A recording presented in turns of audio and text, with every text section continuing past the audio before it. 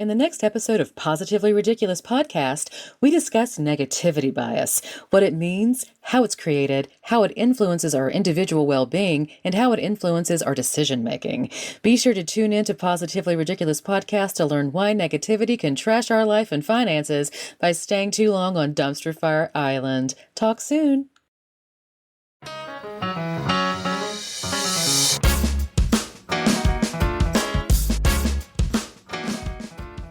Hi there. My name is Rebecca Scout Sanders, and I was the run-of-the-mill skeptic, pessimist, and depressive personality I killed at parties until I studied positive psychology.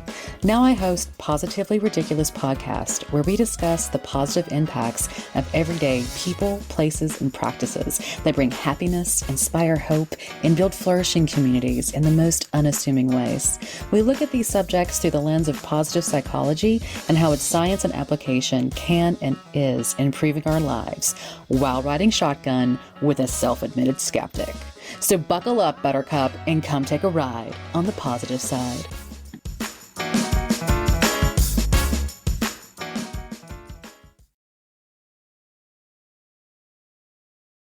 Hi there, you groupies for good, and happy National Ice Cream Soda Day to my American counterparts. Welcome to another episode of Positively Ridiculous Podcast. I'm your host, Scout Sanders, accompanied by my cute, cuddly companion, Dagny Joy.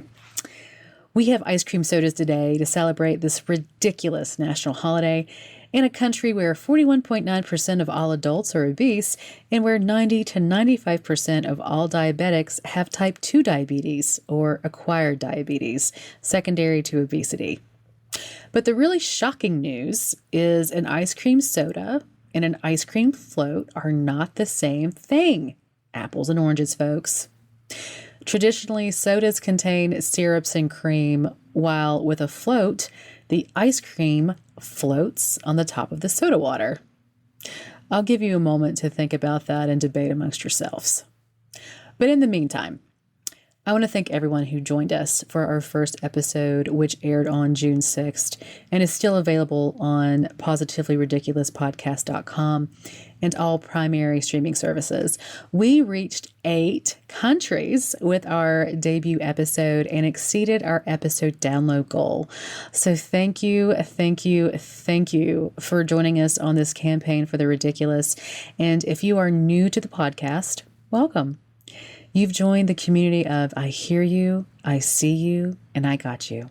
We're here for good. Here at PRP, we aim to simplify how people, places, and practices can and do bring hope, healing, and health to individuals and communities with the help of positive psychology, while also celebrating everyday heroes who restore our hope in humanity. This podcast is not about driving home happyology, toxic optimism, or unfounded self-help techniques. That would make me feel dirty and way too moronic. I mean, I still have to face myself after each podcast, so nah. We aim to provide you the research findings regarding the science of well-being and human flourishing, along with a pragmatic approach to the application that benefits your everyday life.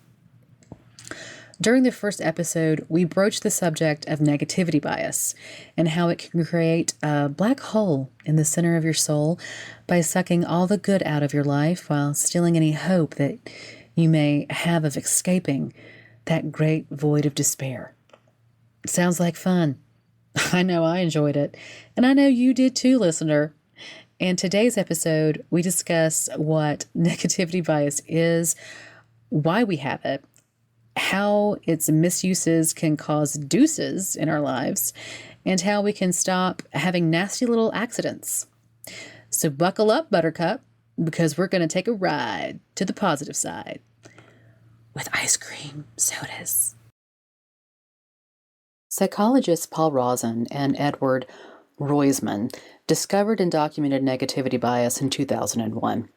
In their paper titled Negativity Bias, Negativity Dominance, and Contagions, they theorized that people and animals place more importance on negative entities like adverse events, harmful objects, and negative personal traits, thereby taking away their attention and energy from the positive aspects of their surroundings and interactions. As a species, we tend to learn from and use negative information far more than positive information. Unchecked negativity bias can significantly impact our daily lives by causing us to focus more on adverse events than positive ones. We are continuously stuffing trash bags full of negative experiences and thoughts, allowing them to pile up in all the corners of our minds. This can lead to increased anxiety, stress, and depression, and impair our decision-making abilities and relationships, making our lives much less enjoyable or even tolerable. Our minds ruminate on negative experiences fueled by negative emotions. According to the American Psychological Society, negative emotions are unpleasant, often disruptive, emotional reactions designed to express a negative affect. Affect meaning to cause a negative outcome to someone. Negative emotion is not conducive to progress towards obtaining one's goals.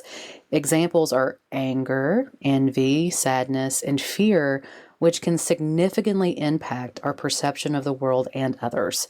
On the other hand, positive emotions are reactions designed to express a positive affect, such as happiness when we obtain a goal, relief when danger has been avoided, or contentment when one is satisfied with the present state of affairs. So, in other words, positive emotions and experiences decrease the amount of trash we carry around in our minds, freeing up space for rationality and possibilities.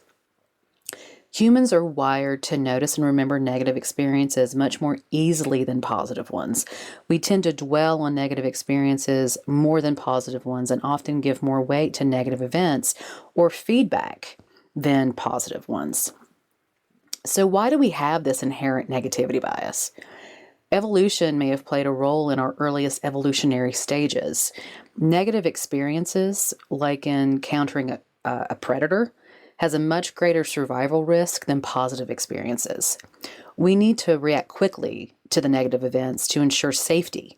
Our brains evolved to prioritize, and they very quickly figured out that life must win every day, whereas death only has to win once. These negative experiences ensure that we can avoid danger in the future. Despite its evolutionary benefits, negativity bias can cause several issues in our daily lives. Therein lies the problem.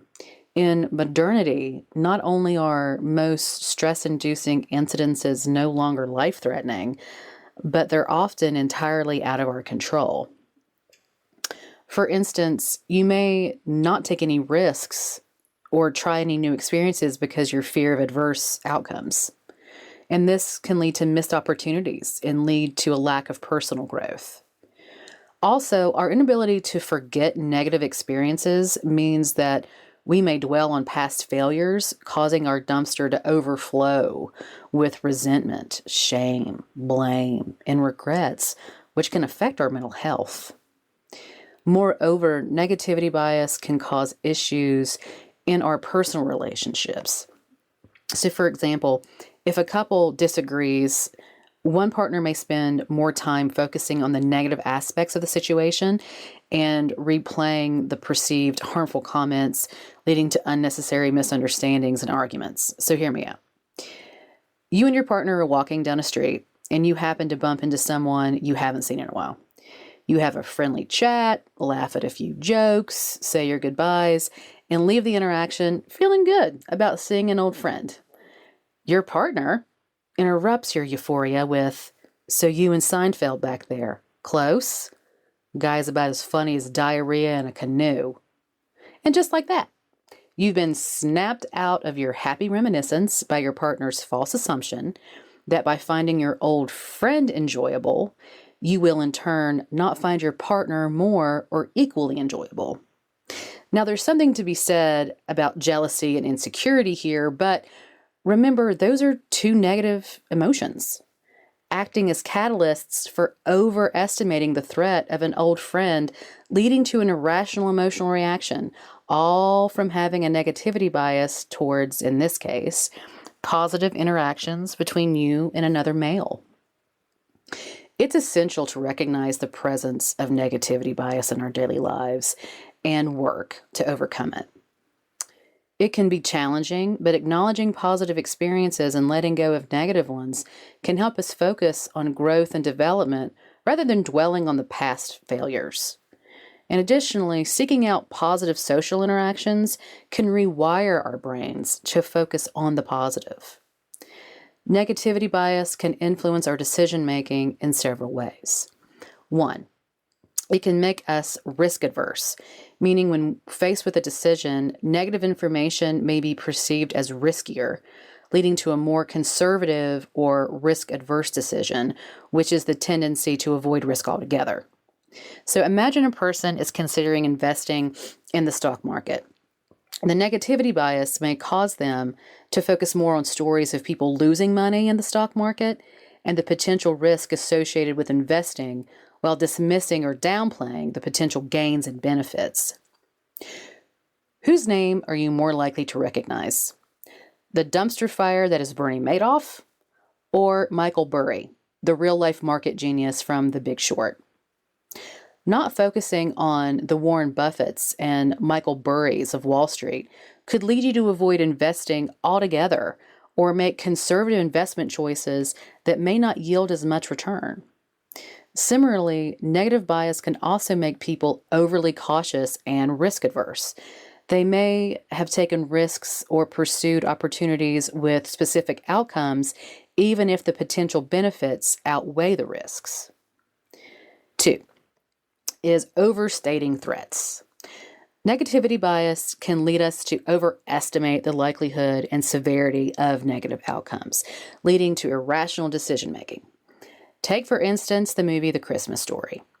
Recall, if you will, when Mother Parker was readying Ralphie and Randy for school in Hammond, Indiana in the 1940s, dead in the middle of winter. Ralphie was dressed appropriately in a coat, earmuffs, a pair of gloves, and a scarf. You get the scene.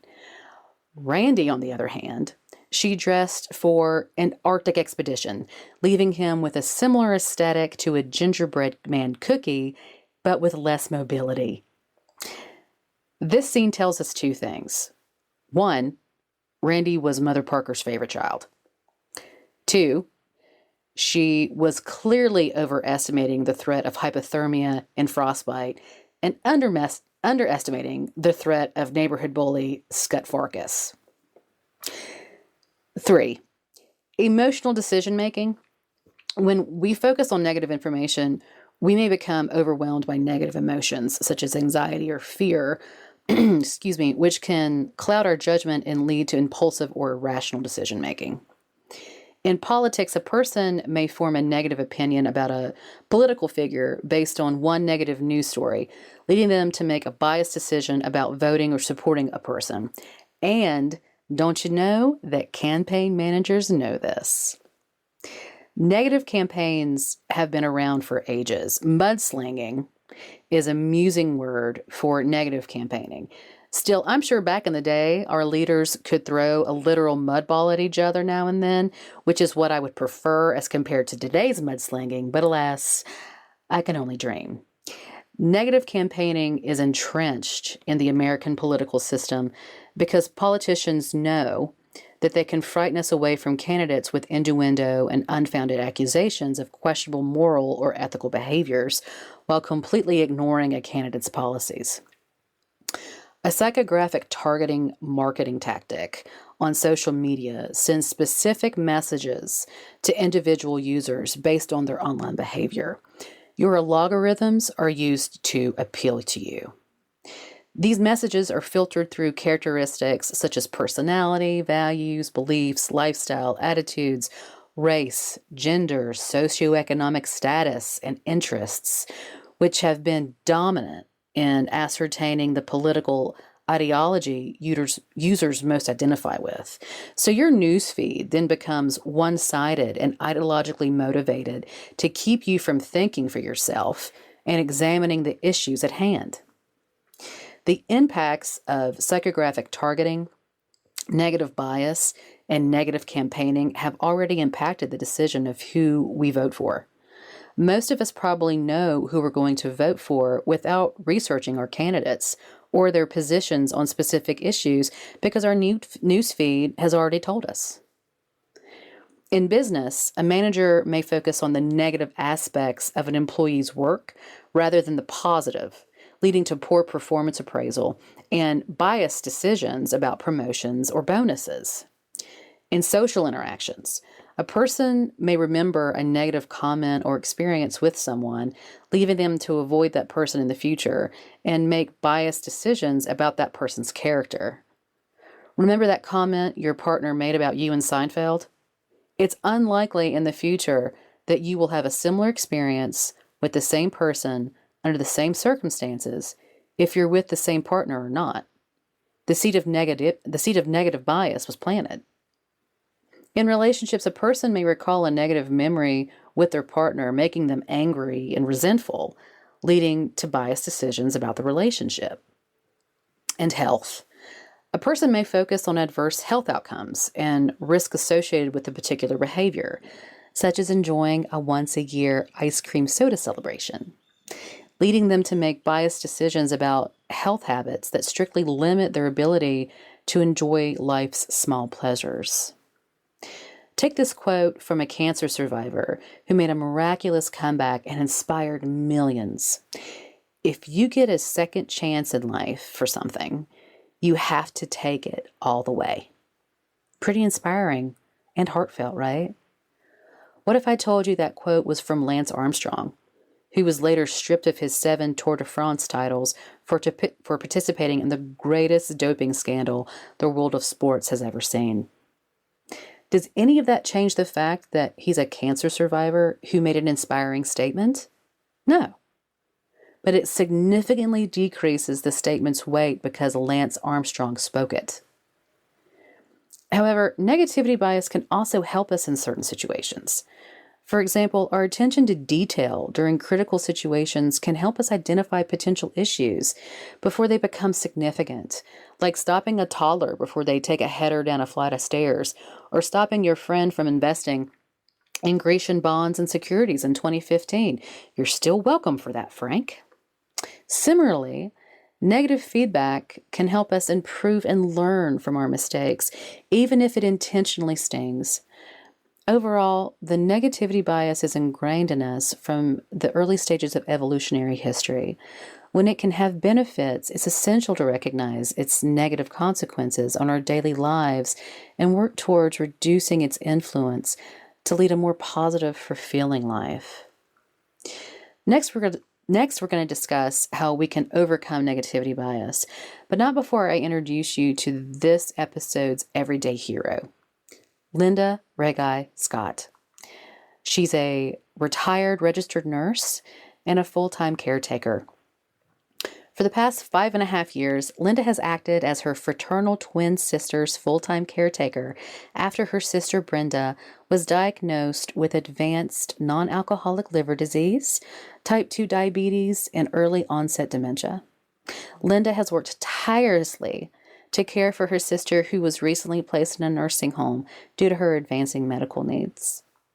We catch up with Linda to discuss the ups and downs of being a full-time caretaker, her dashed hopes, quick corrections, and health scares that commonly accompany the stress and responsibility of being a loved one's caregiver.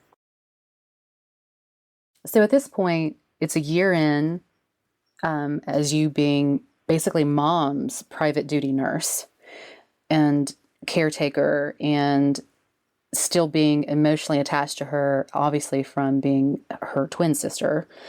And so there had to be some challenges. There had to be conflict within you, between the caretaker and the sister. And that had to take some kind of toll, because we're not only talking about the physical toll of being someone's caretaker, but then there's the emotional and mental. So, walk us through what was happening to you as you took on this duty.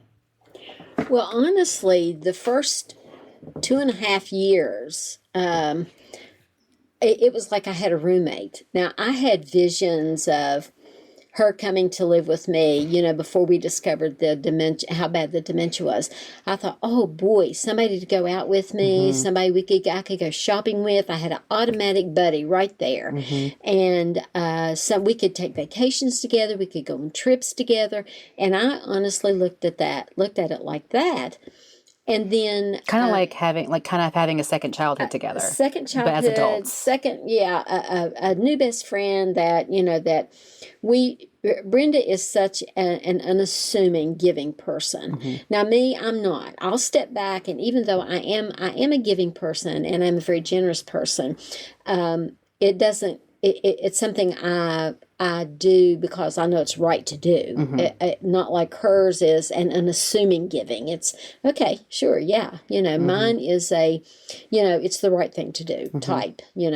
But so those first 2.5, 3 years were okay, but my dreams were busted because very quickly as the dementia changed, I didn't have a shopping buddy. We would go, but it wasn't my idea of having a shopping buddy and saying, oh yeah, I like this, I picked this out, you pick this out, what do you think? It just did not turn out that girlfriend type. Yeah, and plus too, she just wasn't physically capable of keeping up. No, she wasn't. We would have to end, and I think that's where I started emotionally and mentally realizing, hey, wait, this isn't working, and it started to affect me socially, mentally, physically, spiritually, because I started to learn that, hey, I have to time this, to be able in between.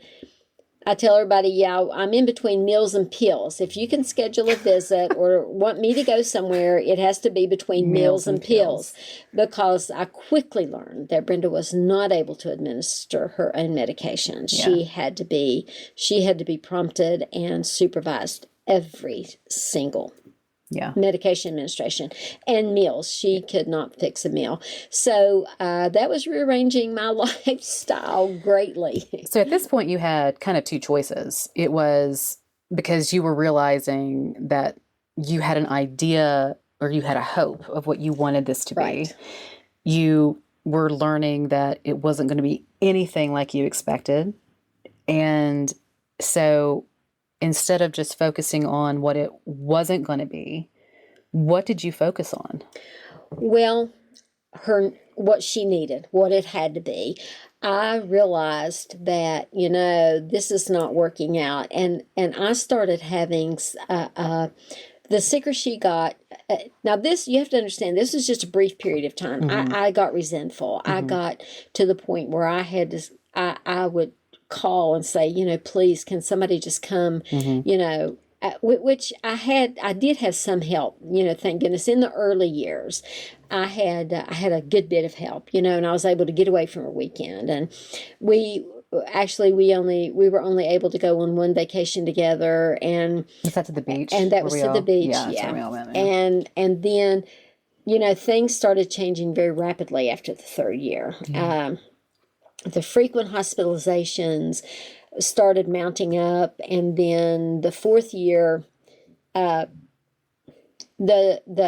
mentation was really, I think for me emotionally, I had to change so much physically, and then I became ill because of the stress. I started having thyroid issues, and it was purely stress. I had every test known to man, and she could not actually diagnose it other than, well, it's your thyroid and you're having thyroid symptoms, but all my tests were negative except for my blood levels. My blood levels were I think at one point it was 20 times what it was supposed to be.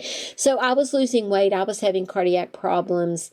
And at that point, Brenda still had to be fed 3 times a day. She still had to have medications 2 times a day. And I was so sick, I couldn't get up off the couch. And we were discussing, too, like what we should do at that point, because we understood, because we saw how sick you were. And we were also in a position, like I was not in a position to be home full time. Right. And it was really... we even started discussing then, what are we going to do for, care needs for moms? Right. Is this the time that we put her into a nursing facility because things just weren't going to get better. No, they weren't. And you were getting sicker. I was getting worse. I went through. I was okay with the physical symptoms of thyroid. I recognized them pretty quick. What I was not prepared for was the emotional anxiety and depression that came along with the thyroid problems. And, but you know what? At the bottom of all of this, as sick as I was, Brenda still had to be taken care of. Yeah. And my help started being more limited and more limited and more limited. I actually had to cancel my doctor's appointments with my endocrinologist because I had no one to take care of Brenda. Right. So very fortunately, my endocrinologist would do phone visits, you know, and I was very fortunate in that. And she was very understanding of that. And then, you know, I was at the point where, you know, physically I was not okay. Yeah. You know, it started to bear on physically. But once that turned around, that got better. But as my physical got better, Brenda's everything else got worse. Yeah.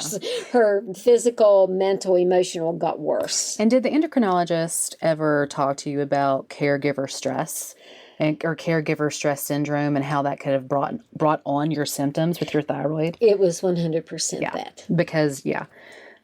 She told me that was it because she said, this is all purely from stress. What on earth is happening? So then because I didn't want to tell her. I didn't want to involve her. Because I wanted to make sure she got the right diagnosis. I wanted to make sure, you know, that my endocrinologist doctor knew what she was doing. So this is from a medical professional, everybody. Please be honest with your providers whenever they're asking you questions like, so what's going on? I need some background as to why your heart is beating out of your chest and why you're losing so much weight and not sleeping at night. You know, it's a good to be honest, but it's also very common for women to especially nurses. Yeah, it's also very common, you know, for women to not always tell everything because I was in between. I knew I needed help physically because if I got down to where physically I could not take care of Brenda, then Brenda was going to be in trouble. Yeah. You know, because there wasn't anyone available. And that worried me more. So that is really what prompted me to get more help, other than my heart rate was 45.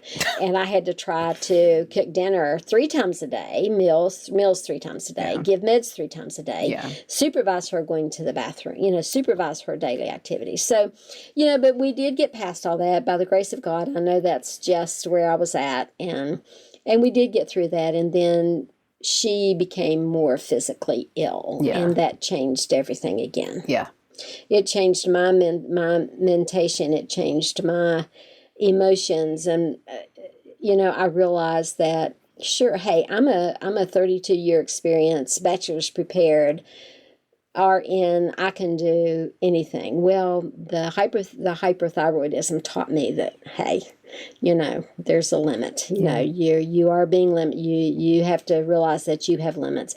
So, I mean, I think last year she had, 5 or 6 hospitalizations last year. Yeah. And that made me realize that, you know, it's beyond my 32 years experience, especially when I lost my most available caregivers. Yeah. You know, that or caregiving help. Caregiving because you were always the primary. Yeah. Yeah. So that prompted me to realize I was going to have to make some changes. As bad as I did not want to make those changes, I ended up I was actually, you know, I rely on my faith so much, and I prayed and prayed and prayed about this, and I said, Lord, either open the door for me for her care or slam it in my face about what I'm supposed to do. Well, not to have to go into particular detail about what happened, but when they called for a bed at this nursing home, they gave it to her, and then she was delayed. Her discharge was delayed. And the social worker said, well, she's lost her bed. And I said, okay, Lord, then I realized I'm to take her home. You know, you shut the door on the rehab facility. Well, then she came back and she said, well, you have friends in high places because they have saved her bed beyond what they normally do. So I did contact some people that it's okay to say, because I mean, like you said, you've been in this town your entire life. Right. You've And I worked with these people. and you've been in leadership roles. I mean, it Right. wasn't like you were trying to pull strings. No. It was like you were just like, hey guys, this is my situation. How can we work this out? Right. And I didn't ask them to save the bed. I didn't ask that because I was relying on my faith that if God directed in this way, if he opened that door, well, when she was ready for discharge, lo and behold, that bed was available. Right. And I had never asked them to save the bed. You know, I said, well, you know, if she's lost it, she's lost it. Yeah. And I knew that then I had to take her home. Yeah. And but it did not happen that way. She is there, and the first 10 days she was still very ill. Mm-hmm. And I mean, the reason why she had to go into the nursing home this last time was because her mentation, and then also physically, she just was not right. We just couldn't move her at home. Right. And I could not, you know, living in a small 2-bedroom, 1-bathroom home, and the bathroom, you know, when I realized that, you know, I was going to have to start the personal care for her. Well, my home is not physically, so like bathing her and like dressing that, her and helping her to the bathroom when I seen that was needed. It just got out of hand for me, physically, mentally, emotionally, and spiritually. It became a dangerous situation. It was a dangerous situation. It became dangerous. And it not only was it dangerous, you know, for me, but it was very dangerous for her, you know, and I realized I have reached the limit. I have exhausted what I could do for her. And I had to admit I needed help. Mm-hmm. So that's where we went. And she has done very, very well. Yeah. She does have episodes of, well, I'd like to be home in my bed. And I don't lie to her. I tell her, you know, Brenda, I know. And I said, I got you some new curtains. And I always still address her bedroom as her bedroom. Mm-hmm. And I say, but, you know, we've got a lot of hurdles, you know, to jump. I say, you know, we have physical things that we have to get under control, and these are going to take a long time. And, you know, so I just want you to, you know, to realize that. And bless Mom. I mean, because she has been a trooper, and Mom has always been a trooper. She has been but she's been a real trooper through this entire transition. And, you know, she is doing so much better, and she's even kind of blooming a little bit, if you want to call it blooming, just as far as kind of coming out of her shell and interacting more. But she's still going to be Mom. There's still going to be those, you know, personality traits to where she's always going to be the wallflower. You know, she's never going to be the center of attention. So she's always going to be more of an observer. But she and her roommate are actually holding conversations. I have walked in on several conversations. And when you take her roommate is very, very deaf.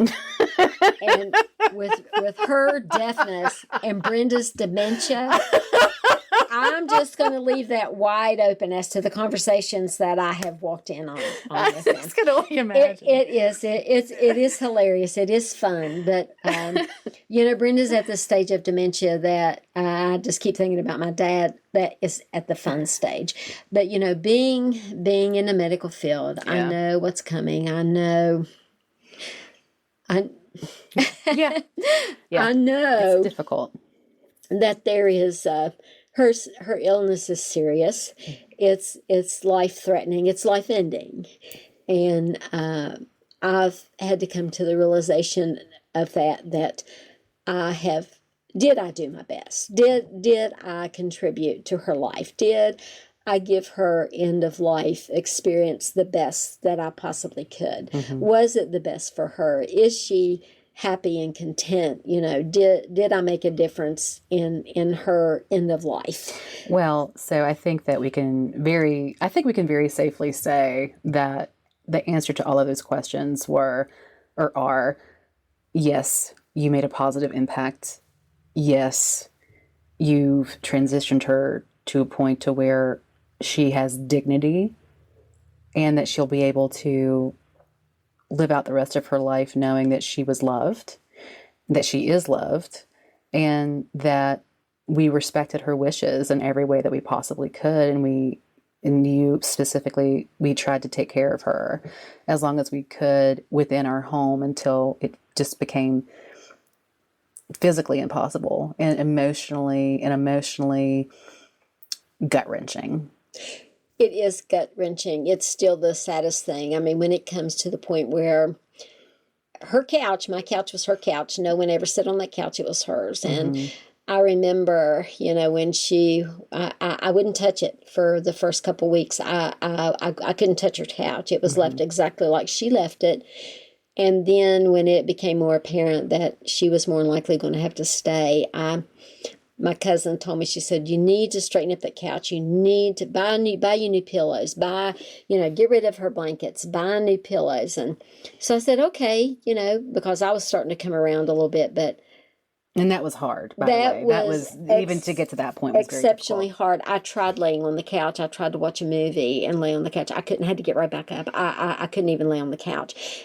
The pillows are on the couch. Her blanket is gone, but I think that was one of the biggest mistakes I made, because it made it more, it was a finality for me that even though knowing the outcome of this disease process, I still cannot look at that finality, and the price tags are still on the pillows. They're thrown on the couch in an arrangement, but I still can't sit on the couch. I can't. It's just a finality that I am not ready to face and not ready to.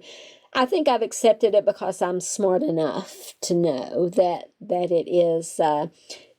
This is an end of life process that we're going through, and I don't know if this is the beginning of grieving or the middle of grieving or accepting. I honestly can't tell you where I'm at, other than I'm not ready for that finality I'm not ready to accept it. Yeah. And that's where we are today. I call her twice a day. I call her in the mornings, I call her in the evenings, and I'm visiting her, every day. And there are a couple of days that I couldn't, because I had doctor's appointments myself. And you selfish human being. Yes.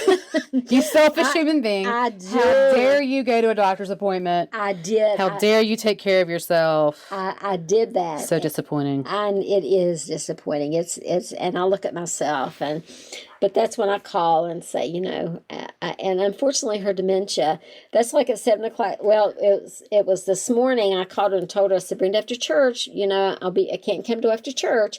So you have the girls to get you ready, because we're going to go out today. And she was all excited. Well, the girl told me that she said Brenda never uses her call light. She just doesn't do it because she likes to be left alone. But her nursing assistant met me up there and she said, she's ready. And I said, okay. And she said, yeah, she pushed her button this morning and told me to come down. Her sister was coming to get her. She was going somewhere. And I said, okay, good. I'm glad. I'm glad. Yeah, excitement. But she ended up, we ended up not going out. We spent a few hours under the gazebo with a root beer float, and that was her choice. That was her decision. Happy ice cream Sunday. Yes, she did. She enjoyed that. So this is where we are. This is where we are. There's yeah. And so being where you are, there comes a point of acceptance, and there has to come a point to where you realize that you have done all that you can do, and you're still doing all you can do, even though the caring is different. I think it's really good too. I think that at this point where you're able to transition slowly from the role that you had to be pushed into, and then you had to very quickly adjust. I did. And now, you were able to do that, and then you were able to kind of find a rhythm. And then the progression of mom's disease, now that she's in a nursing home, now it's like backing all of this stuff up. And so it's a slow progression, and it's a hard progression, but it's also very good for you, because the finality of it all, could have been a sudden departure where none of us had the opportunity for this. I love that you said that, because because our lives went separate ways, and we did still have contact and did see each other. It was nothing like what we have had the last 6 years. Yeah. In August it'll be 6 years. Yeah. And it was nothing like that. And I'm glad for this opportunity. And if you were to ask me, if knowing what I know now, would I do it again? that is with a capital expressive, yes, I would do this again for her, even knowing where it is now. If I could have looked into the future and seen that and been asked to do that, yes, I would do it again in a heartbeat. Because one of the things that kept me going was, what if this were me and I didn't have anyone? The roles were reversed, and I needed someone. I wanted to be that person for her, and it just worked out.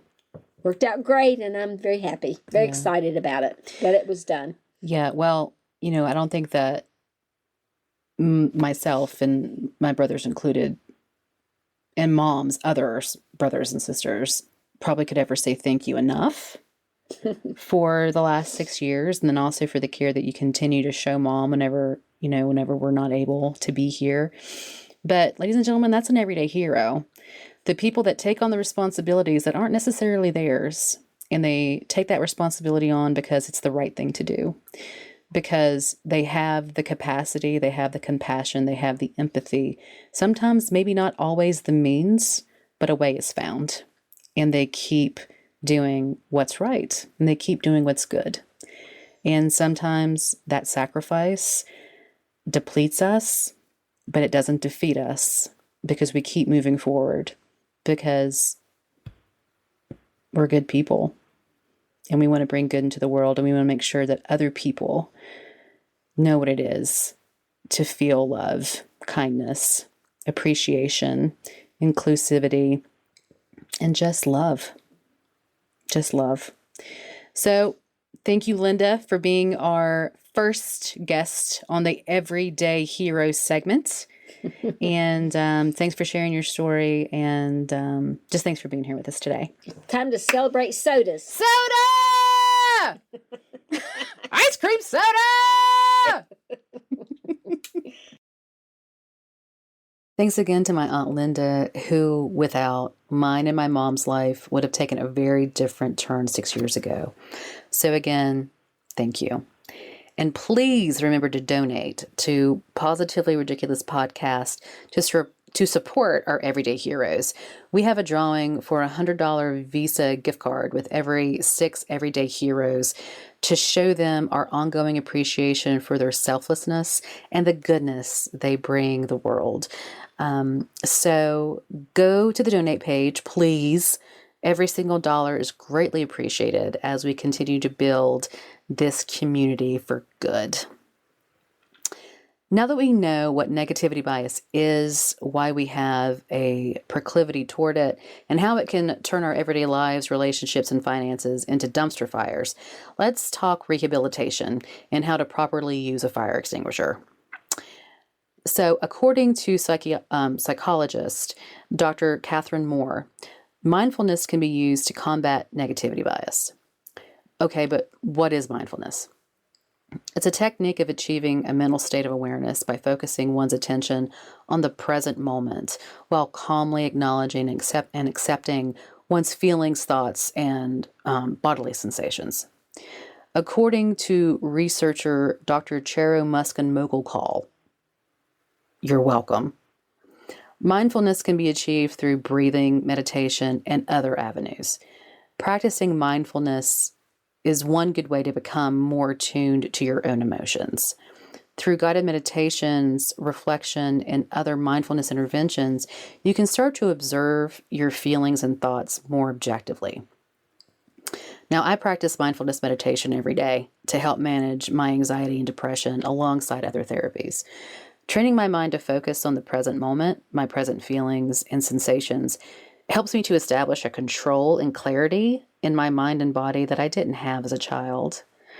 This has helped me move past traumatic childhood events by allowing me to show self-compassion, vulnerability, strength, and empathy in a way that feels safe for me.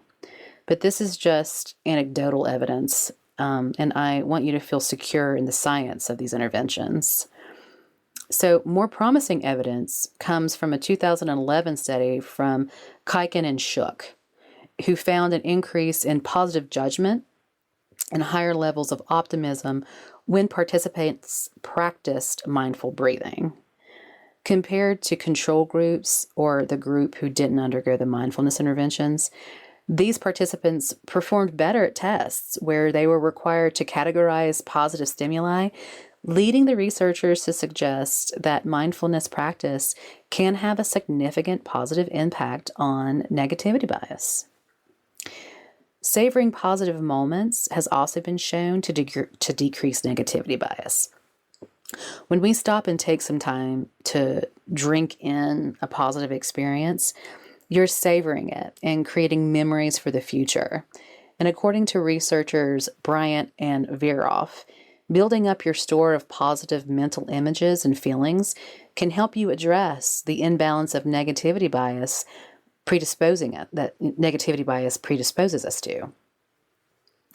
So the next time you experience or create a positive moment, take a little longer than you usually would to enjoy it. Engage fully in the good sensations, happy thoughts, and pleasant emotions that you feel, and make a note of what you enjoyed about it. When you go home, why not reflect on it? Why not reflect on what just happened and turn the savoring skill into a habit? Before we bring the episode to an end, I'm going to give you 2 exercises for overcoming negativity bias that you can do at work, home, during lunch, by yourself, or with your kids. The first is the what if bias intervention. This can be used in a one-on-one setting. Its goal is to help you adapt your view of negative experiences or events by taking a more balanced and positive perspective on them. Instead of catastrophizing possible negative outcomes or think the worst possible outcome will occur in a situation, we envision positive outcomes. So I'll give you an example. On the worksheet that will be available on positivelyridiculouspodcast.com, under episode resources, there are 2 columns. One is titled, What if a negative outcome? The other column is, What if a positive outcome? In the negative column, write a statement like, what if I completely blow my interview? And then scribble down the negative possibilities. In the positive column, write down, what if I blow the entire interview out of the water? Then write down all the possibilities for that scenario. The exercise is meant to balance your perspective and help assist you to reach rational conclusions, taking you out of the dumpster fire alley and placing you on a level pedestrian pathway with options. And then there's the second exercise, and it's titled Fun Mindful Eating, where you can learn how to appreciate micro moments of positivity in your life. And although the exercise is aimed at children, it's a great way to take a small step towards focusing on the positive. Savor the present moment, savor a meal, and then take further steps towards addressing the positive-negative asymmetry that we've been discussing. Do this with your kids or with a partner and start savoring things together. You'll be surprised how savoring simple things and moments can make big impacts to your mindset and relationships. This worksheet too is available on our website at positivelyridiculous.com and also on positivepsychology.com.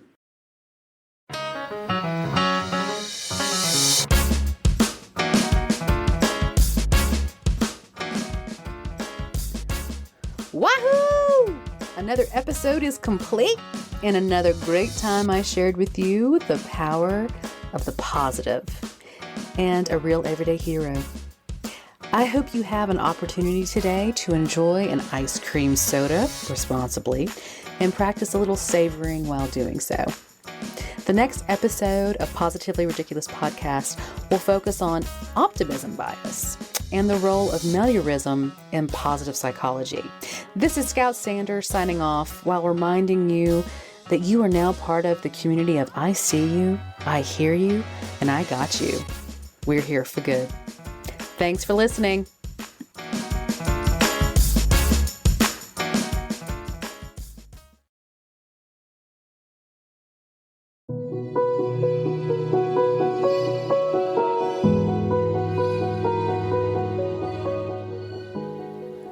Be sure to visit positivelyridiculouspodcast.com for episode resources and downloads. Don't forget to sign up for new episode notifications, shop our merch, and donate. You can also find us on Facebook. Just search Positively Ridiculous Talk. Thanks for stopping by, and remember, you belong here for good.